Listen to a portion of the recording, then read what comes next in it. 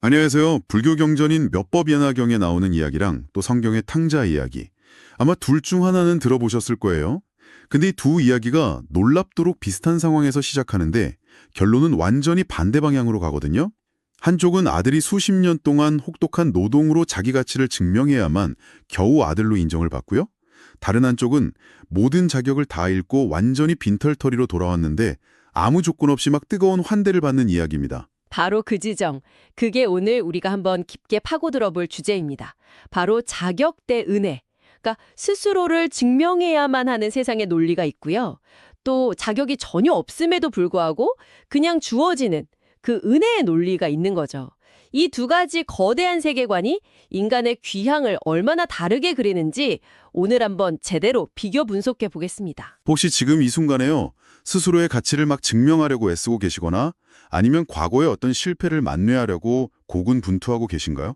어쩌면 오늘 이 두 이야기가 당신이 지금 서 있는 자리를 전혀 다른 관점에서 보게 할지도 모르겠습니다. 자, 그럼 먼저 그 자격을 요구하는 아버지 이야기부터 시작해 볼까요? 네. 대조를 위해서 묘법연화경 이야기부터 좀 자세히 들여다보면 좋겠습니다. 줄거리는 대충 아는데 그 안에 담긴 깊은 뜻이 항상 궁금했거든요. 네, 이야기는 이렇습니다. 아주 부유한 집의 아들이 어린 나이에 집을 나가요. 무려 50년 동안이나 온 세상을 떠돌면서 온갖 고생을 다 하다가 결국에는 늙고 초라한 거지가 되죠. 그러다가 이제 먹을 걸 구걸하러 우연히 어떤 거대한 저택에 가게 되는데요. 바로 그곳이 50년 전에 자기가 뛰쳐나갔던 아버지의 집이라는 걸 전혀 몰라요. 와, 50년이라니. 그럼 아버지는요? 아버지는 당연히 아들을 알아봤겠죠. 첫눈에 바로 알아봅니다. 그리고 마음속으로는 기뻐서 어쩔 줄을 모르죠. 그런데 곧바로 아주 깊은 고민에 빠져요. 아들의 행색을 보니까 그동안 엄청난 고생을 해서 마음이 너무 비천해지고 위축되어 있구나. 이걸 간파한 거죠. 이런 애한테 갑자기 내가 네 아버지다. 이 모든 재산이 다 네 것이다. 라고 말하면 아들이 아마 충격이랑 두려움 때문에 그냥 도망가 버릴 거라고 판단을 한 겁니다. 듣고 보니 그럴 수 있겠네요. 이게 무슨 소린가 싶어서 현실감이 전혀 안 느껴졌을 테니까요. 그래서 아버지가 어떻게 하나요? 여기서부터가 이 이야기의 핵심인 것 같은데 솔직히 좀 아들을 수십 년간 시험하는 과정이 냉정하게 느껴지기도 하거든요. 바로 그 지점이 중요합니다. 그게 냉정함이 아니고요. 대승불교의 핵심 사상 중 하나인 방편, 그러니까 숙련된 수단의 관점에서 봐야 해요. 방편이요? 네, 아버지는 아들의 수준에 맞춰서 그를 점진적으로 이끌기로 결심합니다. 먼저 하인들을 시켜서 그에게 가장 더럽고 힘든 일, 저택의 분뇨를 치우는 일을 맡겨요. 그리고 자신은 일부러 허름한 옷으로 갈아입고 아들에게 다가가서 이렇게 격려하죠. 앞으로 여기서 계속 성실하게 일하거라. 내가 싹쓸 2배로 주고 너를 내 아들처럼 여기겠다. 자신의 신분은 숨기고 아들의 눈높이에 딱 맞춰서 접근하는 거군요. 정확합니다. 이게 바로 방편입니다. 상대방의 역량과 수준에 맞춰서 진리로 이끄는, 어떻게 보면 굉장히 자비로운 가르침의 방식이죠. 아들은 20년 동안 그 똥 치우는 일을 정말 성실하게 해내요. 20년 동안요? 네. 그러자 아버지는 그를 승진시켜서 창고 관리인으로 삼습니다. 아들이 점차 자신감을 회복하고 재산을 관리하는 능력과 책임감을 갖추게 되자 아버지는 임종이 가까워졌을 때 비로소 모든 친족과 왕, 대신들을 싹 불러 모읍니다. 그리고 그 사람들 앞에서 공식적으로 선언하죠. 이 사람은 실은 50년 전 잃어버렸던 나의 친아들이다. 나의 모든 재산은 이제 그의 것이다. 와, 정말 20년간의 훈련 끝에 얻어낸 인정이네요. 결국 이 이야기의 핵심은 아들이 상속자가 될 만한 자격을 스스로 갖추는 그 과정 자체에 있는 거군요. 그렇습니다. 이 이야기에서 아버지가 아들에게 준 건 시간과 과업이었던 거죠. 스스로의 그 비천함을 극복하고 재산을 관리할 만한 내면의 그릇을 준비할 시란이요. 아들은 자신의 성실함과 노력으로 스스로의 가치를 증명해냈고 그 결과 상속자라는 본래의 지위를 회복하게 된 겁니다. 한마디로 자격의 획득을 통한 구원의 서사라고 볼 수 있는 거죠. 자, 그렇다면 이제 완전히 다른 논리가 펼쳐지는 누가복음의 이야기로 넘어가 보겠습니다. 자격 획득이 아니라면 이쪽은 대체 뭘까요? 이 이야기는 시작부터가 정말 파격적이잖아요. 둘째 아들이 멀쩡히 살아있는 아버지한테 자기 몫의 유산을 미리 달라고 요구하죠. 이게 당시 동동 문화에서 얼마나 끔찍한 일이었는지 그걸 이해하는 게 이 이야기의 출발점입니다. 이건 그냥 철없는 아들의 투정이 아니에요. 살아있는 아버지에게 유산을 요구하는 행위는요, 사실상 아버지는 나한테 죽은 존재나 마찬가지니까 그냥 빨리 죽었으면 좋겠습니다라는 저주나 다름없는 말이었습니다. 세상에. 아버지와의 관계를 공개적으로 끊어버리고 가문을 모욕하는 최악의 폐륜 행위였던 거죠. 그 정도였군요. 실제로 그런 일이 일어나면 아버지는 보통 어떻게 반응했나요? 신학자 케네스 베일리가 중동 지역에서 40년간 연구하면서 이런 사례를 찾아봤는데 평생 딱 2번 들었다고 합니다. 한 아버지는 아들의 요구에 너무 충격을 받아서 3달 만에 화병으로 죽었고, 다른 아버지는 격분해서 아들을 죽도록 때리고 집에서 쫓아냈다고 하죠.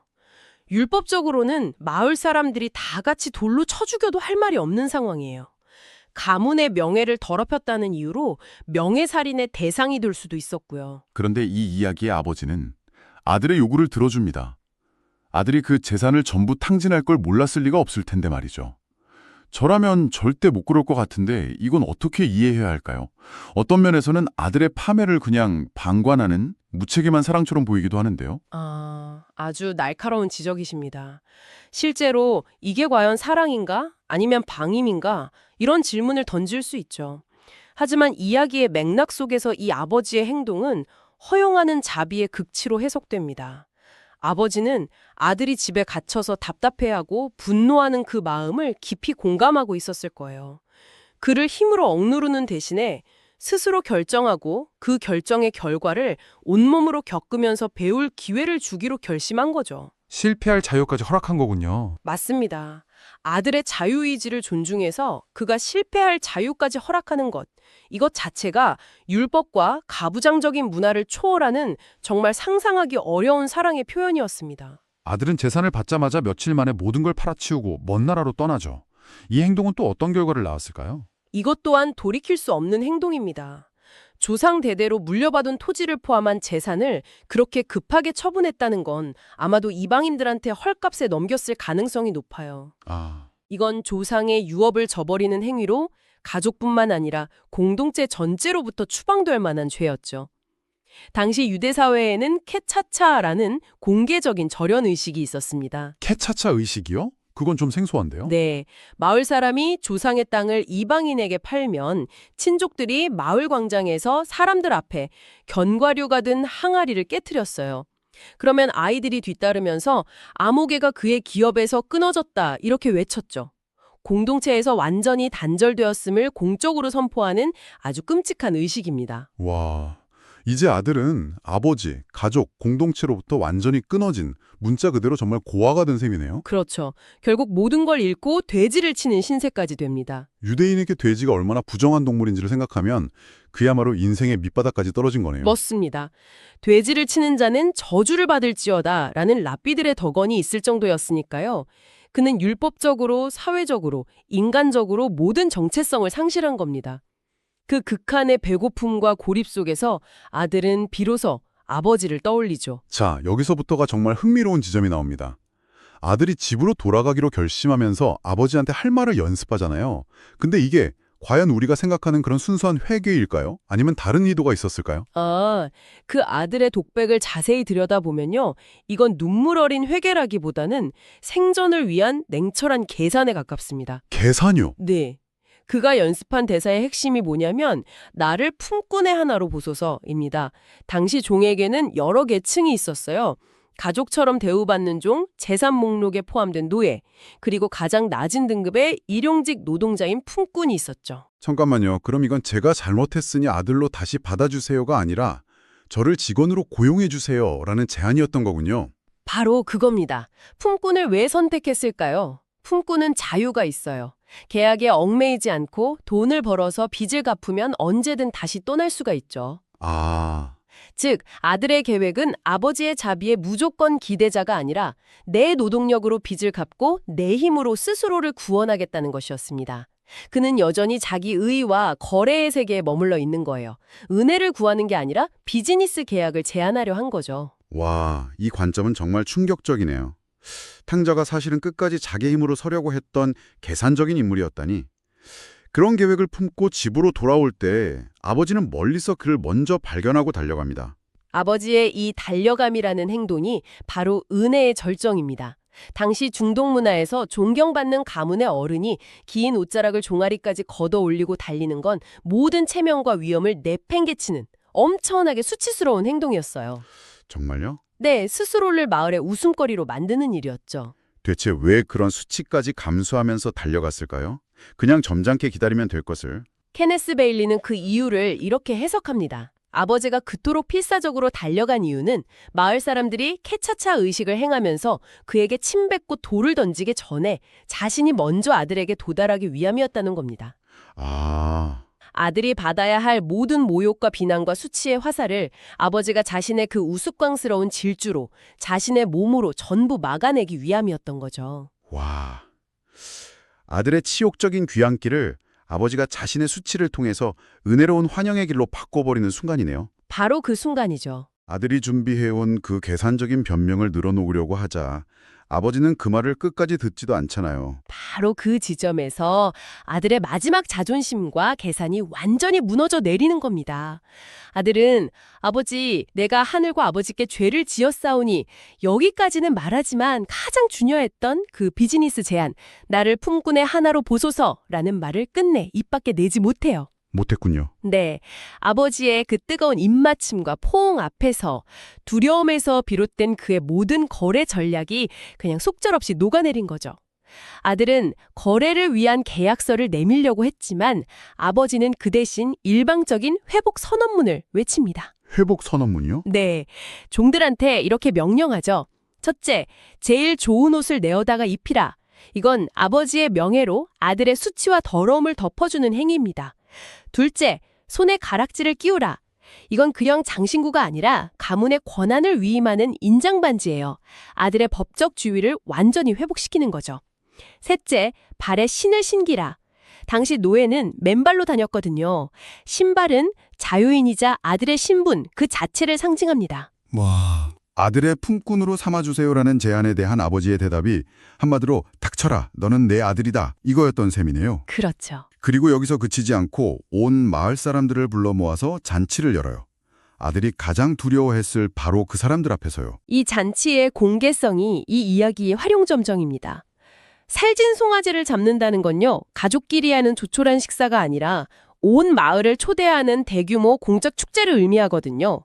아버지는 아들과의 화해를 남들 보기 창피하니까 우리끼리만 조용히 알자 이렇게 은밀하게 처리하지 않아요.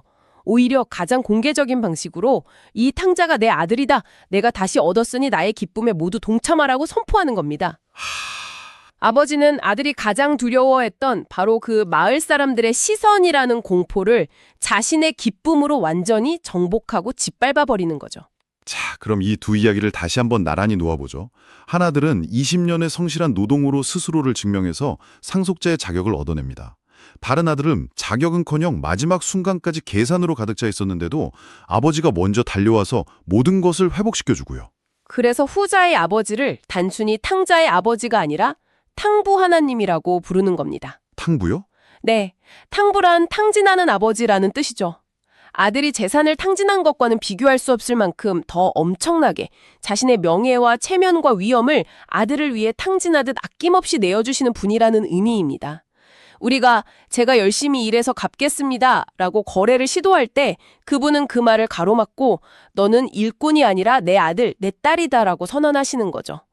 이것이 바로 우리의 두려움과 스스로를 증명하려는 그 완고함을 단번에 무너뜨리는 은혜의 본질입니다. 오늘 이 두 가지 귀향 이야기를 들으시면서 당신은 자신을 누구와 더 가깝다고 느끼셨나요? 사실 누가복음 이야기에는 아직 등장하지 않은 또 다른 중요한 인물이 남아 있습니다. 바로 늘 아버지 곁을 성실하게 지켰지만 이 모든 상황에 분노했던 첫째 아들이죠. 오늘 당신은 모든 것을 잃고 돌아왔지만 자격 없는 은혜를 받은 둘째 아들인가요? 아니면 늘 곁을 지키며 자기 몫을 다했지만 그 은혜를 이해하지 못하고 분노했던 첫째 아들인가요?